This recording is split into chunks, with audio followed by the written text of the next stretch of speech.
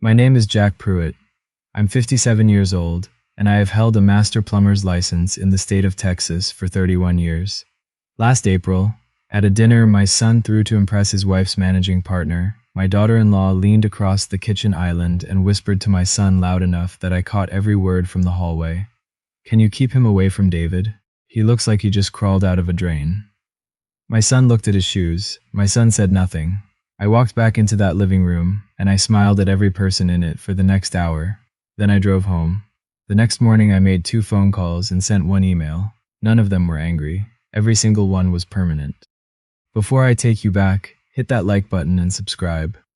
Drop a comment. Where are you watching from, and what time is it there right now? I read everyone. Now let me take you back to Saturday, April 12th, the night I found my shirt folded into a grocery bag by the back door. My son called me on a Wednesday. He talked about the weather for 3 minutes and the Spurs for 2, which meant he was working up to something. "It's just a dinner, Dad," he said. "Real casual. Whitney's boss is coming by, no big deal." Then a pause. "Just, dress nice if you can." Another pause. "Nothing crazy. Just something clean." 3 different ways of saying the same thing, like a man trying to dilute medicine into juice. I was standing in the shop, watching one of my guys pressure test a line in the lot, and I looked out at the truck at the ladder rack, at the coil of flex I hadn't put away from a slab job that morning. "What time?" I asked. 7, he said then. "Dad, just something that doesn't have the company logo on it, okay?" I said I'd see what I could do. He said thanks like a man, setting down something he'd been carrying for a while. After I hung up, I went to my closet and stood there.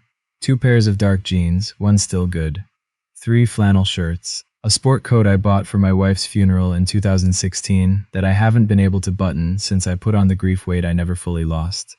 And the work shirts, 6 of them dark gray, Pruitt Plumbing, stitched in white across the left breast. I'd been wearing some version of that shirt since 1993. I wore one to my son's high school graduation. I wore one when I taught him to change a wad joint on a leaking stack when he was 12. I ironed one that evening, which is a waste of time on polyester cotton blend, but I did it anyway, and I told myself it looked presentable. I told myself it looked like a man who worked and wasn't ashamed of it. Nobody had told me yet that being ashamed was the point. I stopped at the kitchen desk on my way out to grab my good pen and found a folder I'd been meaning to go through for 2 weeks. SBA loan documents. My son's business line of credit, $220,000. First Texas Business Bank, originated 3 years ago. My signature on the cosigner line, my house listed as collateral. The house I paid off in 2014. I set the folder back and said some other time. If I'd taken it with me that night, everything might have ended differently. Probably worse. My son lives in Alamo Heights. Big oaks, old brick, the kind of neighborhood where the sidewalks are even and the Christmas lights are white. I drove in from the southeast side, and there was still chalky dust from the Converse slab job caked in the wheel wells. I parked 2 houses down, not because I was ashamed of the truck, but because I didn't want to make a point I hadn't intended to make. I walked up with a bottle of wine. A cab, $32. The girl at the store had been patient helping me pick it, and I'd been saving a little aside since February. My daughter-in-law opened the door. She looked at the bottle, then at the shirt, and her face did something warm that didn't quite reach the eyes. "Jack, you made it." She took the wine out of my hand the way you take scissors from a toddler. "Oh, you brought something, how sweet." She carried it past the dining room and set it on the far counter behind the espresso machine. I watched her do it. On the table there were already 5 bottles open, dark labels, the kind that come in wooden boxes. Mine sat behind the sink all night and never moved. There were 8 people in that living room. I was the only one with grease still in the creases of my knuckles despite washing twice. The managing partner, David Kellner, 62, was the center of the room. Silver-haired, built like a former athlete, 3rd-generation commercial real estate out of Houston. His company was considering giving my son's renovation firm a contract. 15 townhouses in the Pearl District, the kind of work that changes the trajectory of a small business. My daughter-in-law was 6 months pregnant and up for managing partner herself. This dinner was the last rung of a ladder she'd been climbing for 10 years. Her mother was there too. I'll call her what she is, my son's mother-in-law. 60, former school teacher, pearls at a casual dinner, the kind of woman who says how charming when she means how unfortunate. She looked at my shirt when I walked in, and her first words to me, the first words she had ever said to me in 3 years of family dinners and holidays, were delivered with a warm smile. "Oh, are you the one who did their kitchen backsplash?" The room laughed, not meanly, comfortably, easily, the way a room laughs when nobody's paying close enough attention to know what was just said. And my son laughed too. 31 years old, 6 feet tall, my mother's eyes, and he laughed. I didn't correct her fast. I don't do things fast. "No, ma'am," I said, "I'm Ryan's dad." The laughing stopped. Kellner turned and looked at me for the first time. My daughter-in-law, across the room, closed her eyes for exactly 1 second. That was the first time that night I watched my son choose, and watched him choose wrong. My daughter-in-law was 7 months along. A girl. They'd found out in January. I'd been building a toy chest in my garage since February. Cedar I'd been saving from a teardown job in Helotes. Hand-cut dovetails, no staples. I'd burned Pruitt into the lid with a wood-burning iron and sanded it back twice until it looked like it had always been part of the wood. I hadn't told them yet. I wanted to bring it over finished. At dinner, somebody asked about the nursery, and I saw my opening. "I've been putting something together," I said. "For the baby. A cedar chest, hand-built." My daughter-in-law's fork paused, then kept moving. "That is so thoughtful." She smiled at the table, not at me. "We actually went with a full Pottery Barn set. The nursery's already done." A small laugh for the room, "But I'm sure we'll find a place for it." Find a place for it. I've been told that before, in other rooms, in other ways. It means the garage. It means next to the paint cans. It means the same place they were planning to put me. Then her mother leaned in, sweet as sweet tea. "And of course, we'll want to be thoughtful about who we include in the important moments." She touched her pearls. "These early years shape so much." I set my fork down and looked at my water glass. I've been managed out of rooms before. Job sites, bid meetings, a hospital corridor in 2016 when a specialist talked past me to my wife's sister because she'd come from work in a blazer, and I'd come from a crawl space on Blanco Road. You learn that a quiet man gets called back. But I had never in my life been managed out of my own bloodline. That was something new. My son caught me in the hallway around 8:30. He looked over his shoulder first, which he's been doing since he was 7 years old, and thought nobody noticed. "Alone, Dad," he said low. "You got the renewal documents?" I got them. Whitney's stressed out of her mind right now. The partner review is in 2 weeks. Can you just sign and send them back, please? I looked at my son. He was standing in a hallway that cost more per square foot than my shop, asking a man in a company shirt to sign something he hadn't explained, because his wife needed the distraction removed. "Ryan," I said quietly, "does she know I co-signed that loan?" He didn't answer. "Does she know your plumbing permits run under my license?" The dishwasher ran in the next room. "Somebody laughed at something," Kellner said.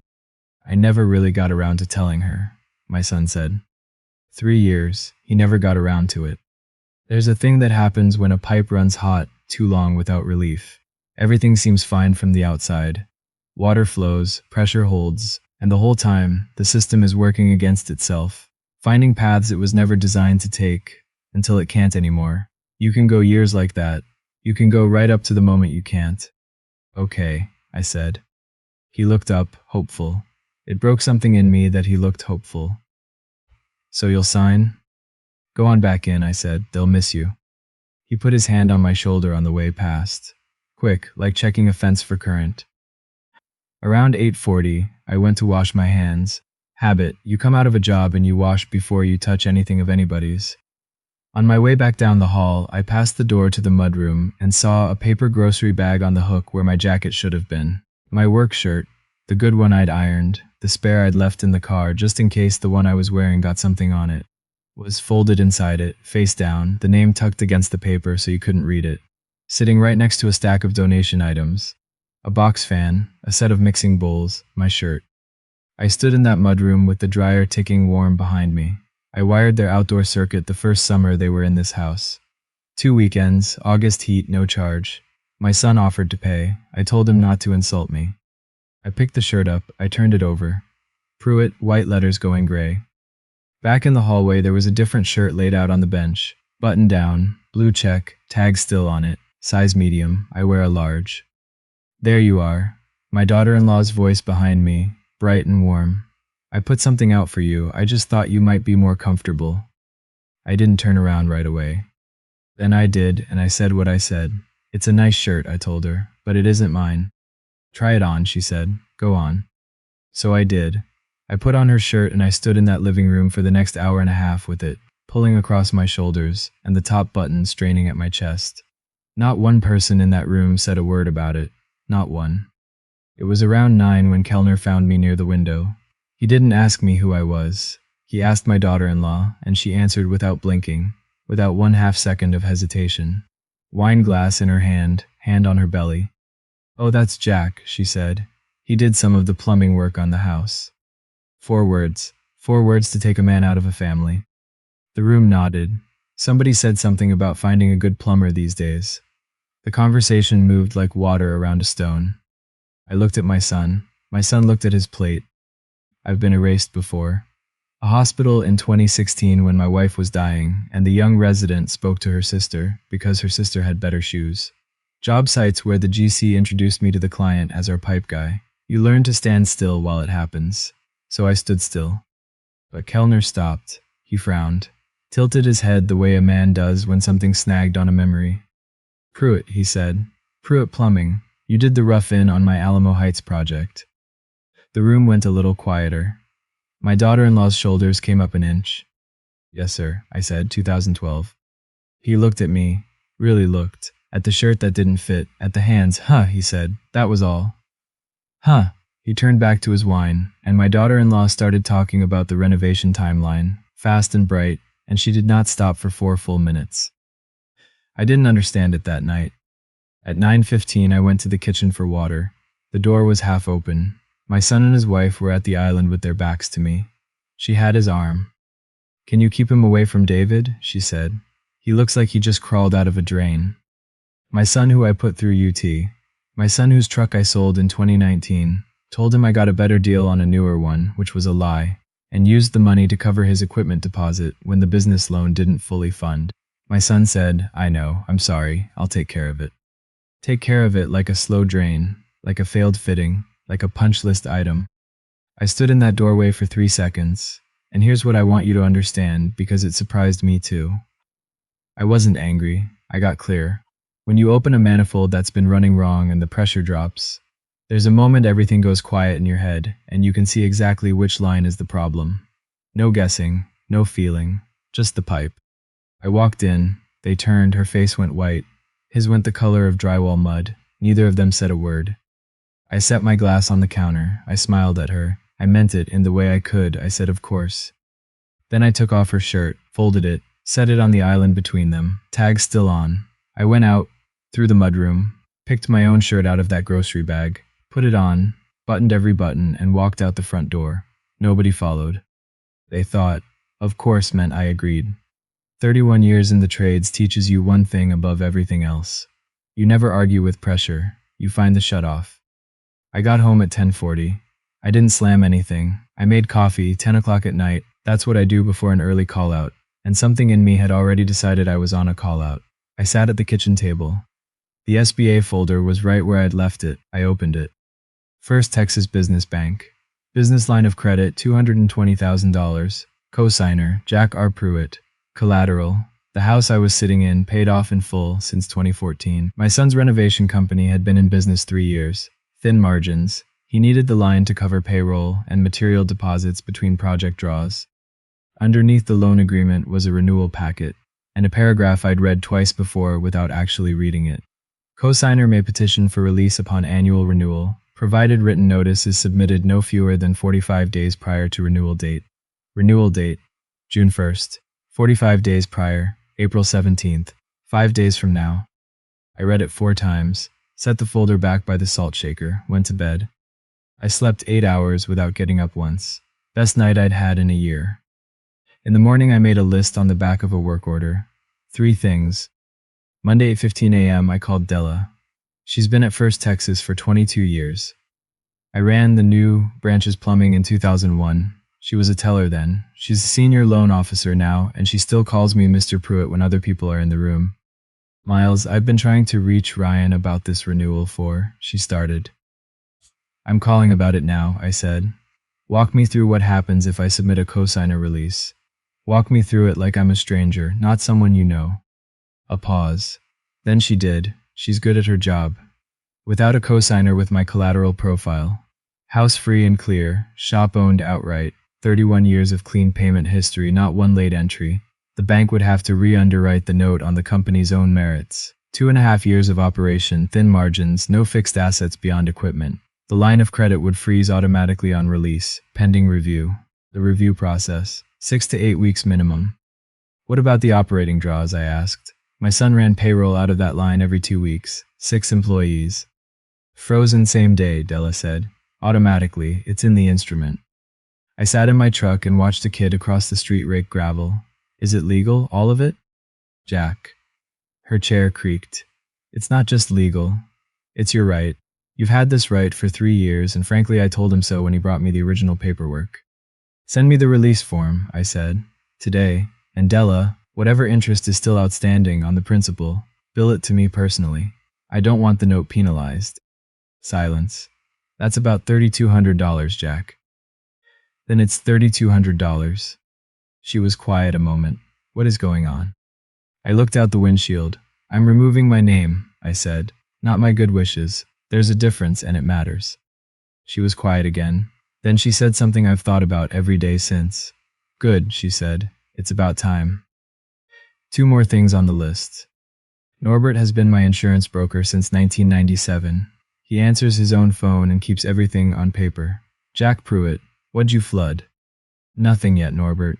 I need you to remove Pruitt and Associates from my group policy, today. The line went quiet. Here's what my son's wife did not know. When my son opened his renovation company 3 years ago, he priced his own general liability. A 2-man shop with no loss history gets underwritten like a teenager buying a sports car. $14,000 a year minimum. He didn't have it, so I had Norbert fold him into my group. Pruitt Plumbing, 31 years, 0 claims, not 1 incident. My son rode my record and paid less than $3,000 a year. I carried the difference and never said a word, because saying it out loud turns a gift into a debt. If I pull him, Norbert said carefully, he writes his own policy. Underwriting is 6 to 8 weeks if nobody sneezes. That sounds right. His certificate of insurance lapses the day I file. Every commercial contract his company has requires a valid COI before execution. He can't sign anything, Jack. Not one thing. I know what a SOI is, Norbert. I've been handing them to general contractors since Bush was in office. A long breath. You want me to sit on this? File it this afternoon. He filed it. Somewhere in a contractor compliance database, a green box turned red before sundown.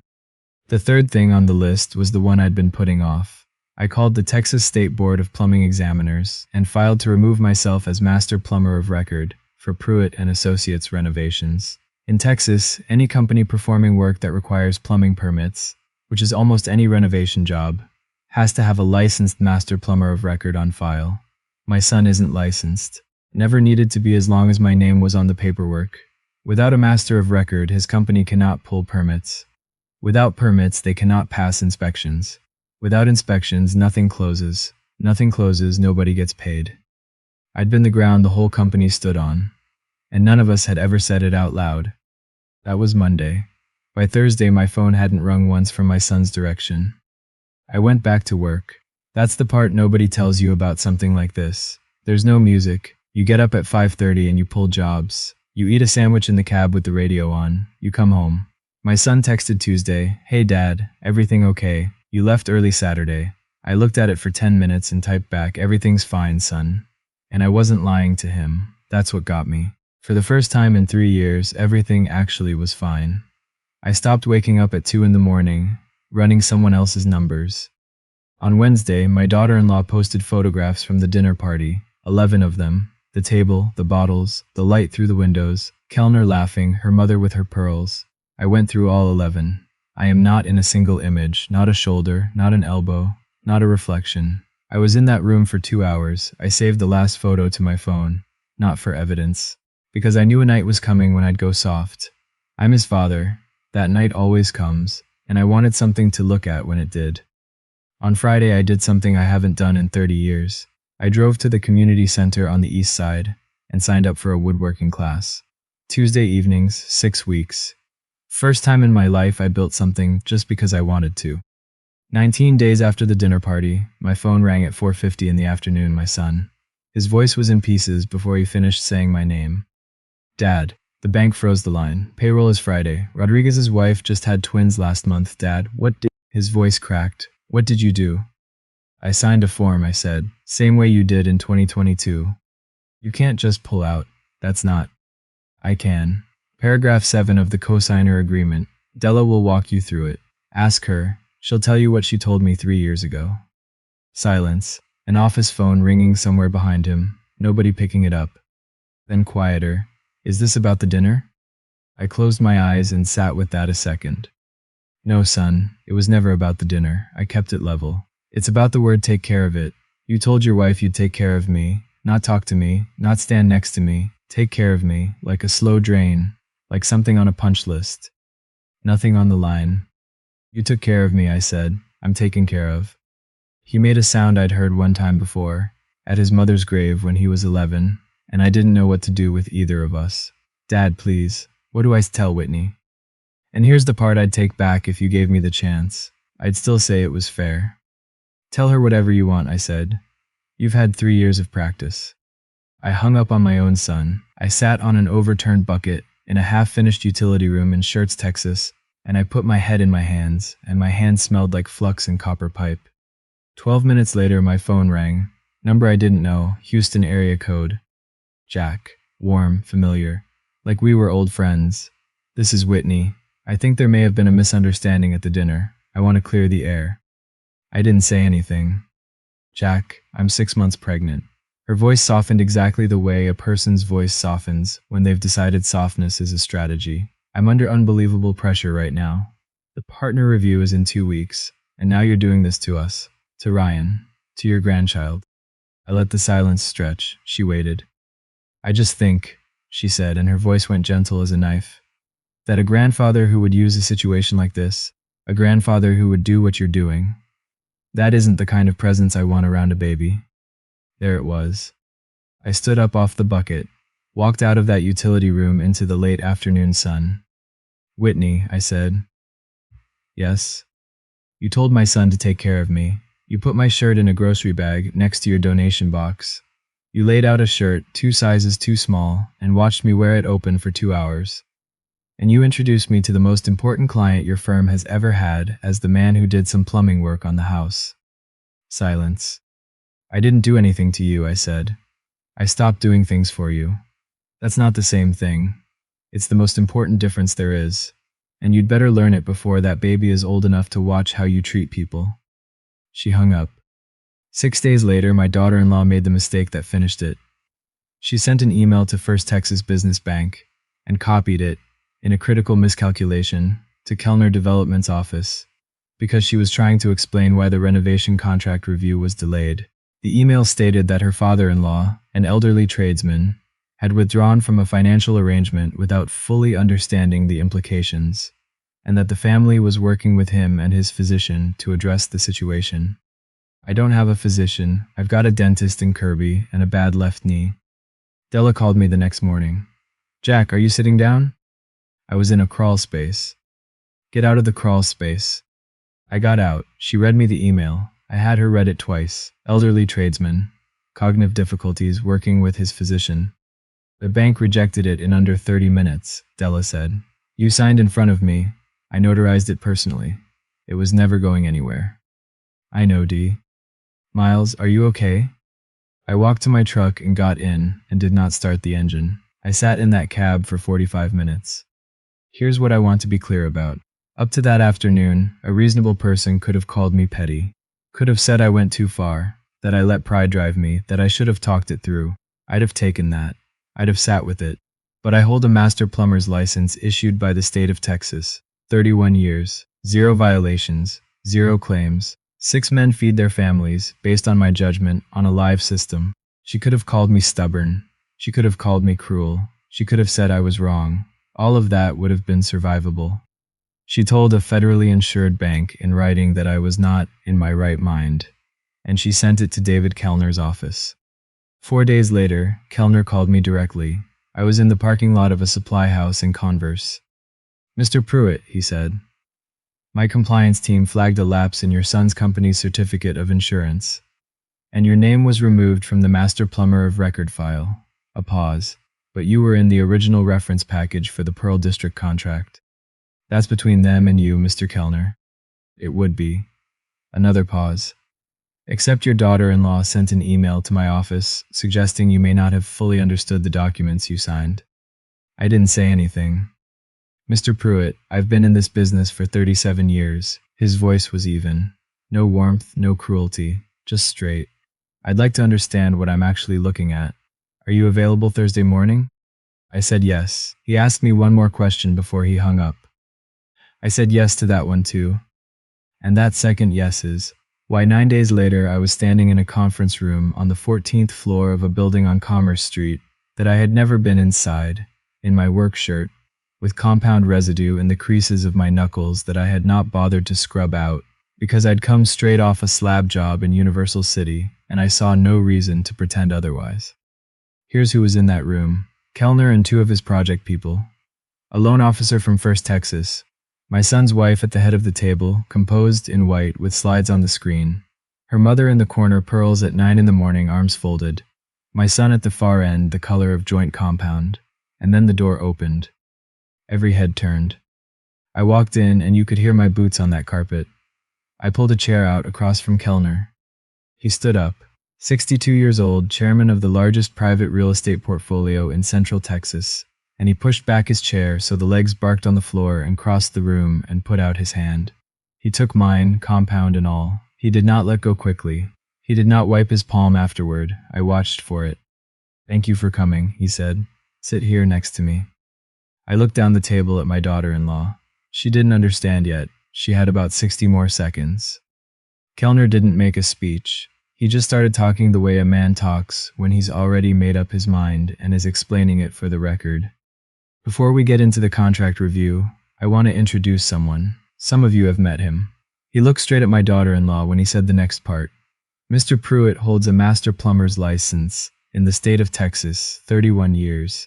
He did the rough-in on 3 of my company's properties, including the Alamo Heights project in 2012. He paused. In 2012, he found a supplier overcharge on one of my jobs. $1,500. My own accountant hadn't caught it. My project manager hadn't caught it. He flagged it and returned it. Nobody breathed. I have been trying to hire his company for over a decade. Kellner let that land. Last week, he finally said yes. He turned to my daughter-in-law. Mrs. Pruitt, your email to this office stated that Mr. Pruitt may be experiencing age-related confusion that affected his judgment when he signed the cosigner release. She opened her mouth. Nothing came. I've spoken with him twice this week. He negotiated a scope of work agreement with my contracts team line by line. He caught an arithmetic error in our payment schedule that my own people missed. He set both hands flat on the table. So I have one question, and I would like a clear answer. Which one of you is lying to me? Nobody moved, not one person in that room. And then my son stood up. His hands were shaking. He pressed them flat on the table so the shaking would stop. He didn't look at his wife once. He told them everything. He told them about the grocery bag, about the shirt set out in the wrong size, about how he laughed when her mother asked if his father was there about the backsplash. He told them that his father had co-signed his business loan, licensed his company, and carried his insurance for 3 years without being asked and without saying a word. He told them his father exercised a legal right that he'd had for 3 years and hadn't used until they gave him a reason to. I'm not asking for the contract, my son said. His voice was steady now, or close to it. I know where this is going. I've made my peace with it. He looked at me. I'm asking you to know who my father is. My daughter-in-law tried to salvage it. She was composed. I'll give her that, all the way to the end. She was 5 or 6 months pregnant and pale in front of 6 people who were about to decide what she was. I think everyone is overreacting to a private family matter. Nobody said anything. This is a personal disagreement being brought into a professional setting. Kellner looked at her for a moment. Then he said 3 things, and he said them quietly.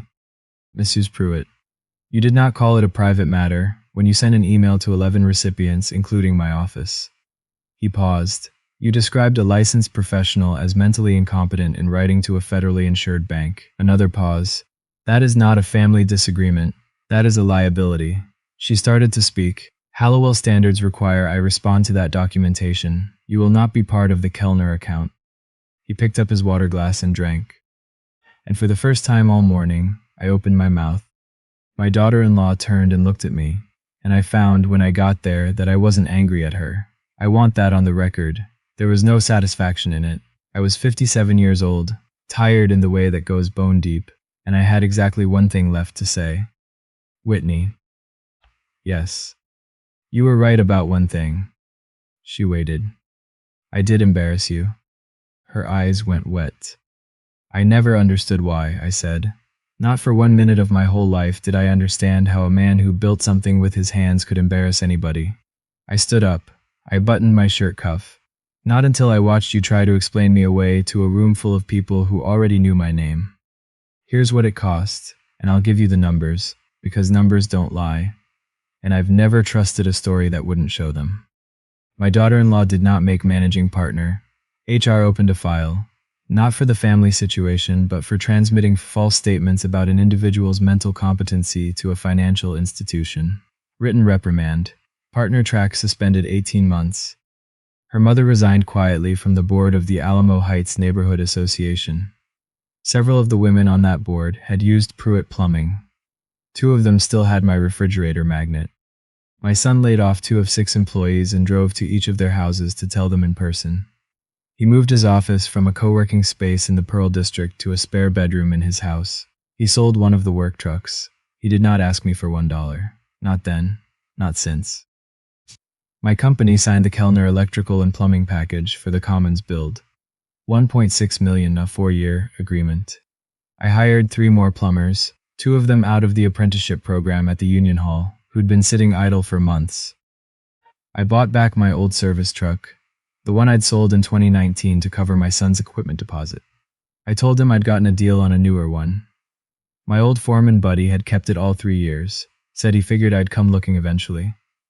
It had 240,000 miles on it and a dent in the passenger door from a parking lot in 2014. I paid what he asked and didn't negotiate. My granddaughter was born in May. Nobody called me. I found out 2 days later when my son texted me a photo. Small red face, hospital blanket, his hand wrapped around her fingers. The caption said Ada Grace Pruitt. I sat at my kitchen table and stayed there a long time with the phone in my hand. I didn't call. A man who says what he means and then calls 2 days later has said nothing at all. On the 5th day, someone knocked. My daughter-in-law.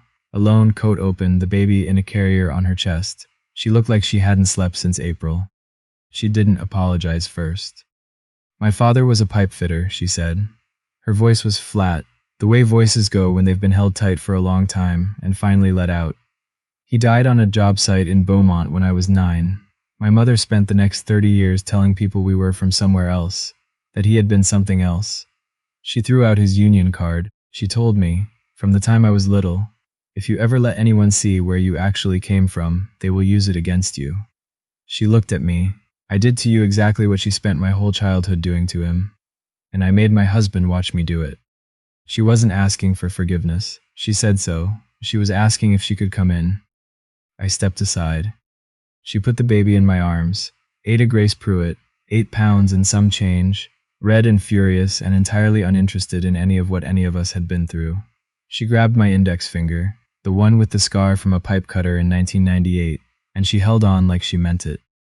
I stood in my kitchen holding my granddaughter, and I told my daughter-in-law how this was going to work. 4 things. She nodded at each one. When I got to the 3rd one, that I would be in this child's life, not on a guest list, not selectively, as a presence that belongs there, and that this was not something she gave me but something I had. Her jaw tightened. She nodded. When I got to the 4th, that if she ever again told anyone, a bank or a doctor or a neighbor, that I was not in my right mind, I would walk out of this family without a word of warning, and they would not see me again. She started to cry. She did not make a sound doing it. That told me more about her childhood than anything her mother had ever said. Sit down, I said. Coffee's on. The toy chest went over the following weekend. Cedar, hand-cut dovetails, Pruitt burned into the lid. I carried it up the stairs myself, and my son did not offer to help, which was the right call. The pottery barn set went to the garage. My daughter-in-law carried it there herself. I didn't ask her to. Her mother never apologized. That woman will take the words she owes me to her grave and plant something pretty on top of them. But she came to Thanksgiving. She brought a green bean casserole, not the kind from a recipe card in a nice kitchen, the kind with canned cream of mushroom and the French's onions on top, the way people made it when they couldn't afford anything fancier, the way you learn to make it in a kitchen with linoleum floors when butter is a luxury. I had 2 servings. She watched me take the second one. Her chin moved. She looked away fast and started clearing plates that weren't empty yet. That was all she had. I took it. My son's business is smaller. 3 people now, a home office, a truck with a ladder rack. He turned down 2 commercial bids this year and took houses instead. Real houses for families who've never hired a contractor and didn't think they were allowed to. In Converse, in Floresville, in little towns where nobody's ever asked what kind of tile they actually wanted, because they assumed they couldn't afford to have an opinion. He's good at it. Better than he ever was at the other thing. Happier. Anybody who knows him can see it. Della got a bottle of scotch from me at Christmas. She sent a card back with 4 words. You should have done this sooner, Della. Last September, I texted my son, bring the baby. He drove out at noon. Ada on his chest in a carrier, hard hat sitting sideways on her head because it was too big. I came down off a 2nd floor rough in on the Kellner site, wiped my hands on my jeans, which never works. I've been doing it for 30 years and it never works. And I took off my company shirt. I didn't hand it to him. I put it over his shoulders, draped it the way you'd put a coat on a man who just got some hard news. Hold that a minute, I said. He stood there in the afternoon sun, concrete dust on the ground around him, rebar stacked behind him, his daughter against his chest, and my name across his back. It's heavier than it looks, he said. Yeah, I said, I know. His shoulders started to go. 31 years old on a job site, in the middle of the day, in front of 8 men who all saw it, and not one of them said a single word, because half of them are fathers and the other half still have one. I put my hand on the back of his neck. Yeah, I said again, I know. I gave it a minute. Then I reached over and took the shirt back off his shoulders. All right, I said, I've got work. I put it on, buttoned the cuffs, went back up. The sun was dropping behind the crane, and the light came in long and orange, through the openings where the glass hadn't gone in yet. Across the left breast, the stitching is cracked now. 31 years of crawl spaces and slab jobs in standing water and tight quarters will do that. The white's gone to a kind of pale gray. The letters are thinner than they were, but you can still read it. Pruitt. I never need a room full of people to recognize it. I just needed the people in my own house to stop pretending it wasn't there. They asked me to make myself smaller, so I got very quiet, and when the dust settled, the only name still on anything that mattered was mine. That's the whole story. Now I want yours. Not in your head, in the comments where I can read it. What's your version of that work shirt? The thing somebody asked you to hide, your accent, your job, your truck, your father's name. Tell me what it was. Tell me whether you ever put it back on, if any part of this landed somewhere real. Hit the like button and subscribe. And if you want to hear what happened when Kellner's team found out about the email before I did, that story's in the description. Go on, I'll be here. Take care of yourselves, and wear the thing with your name on it.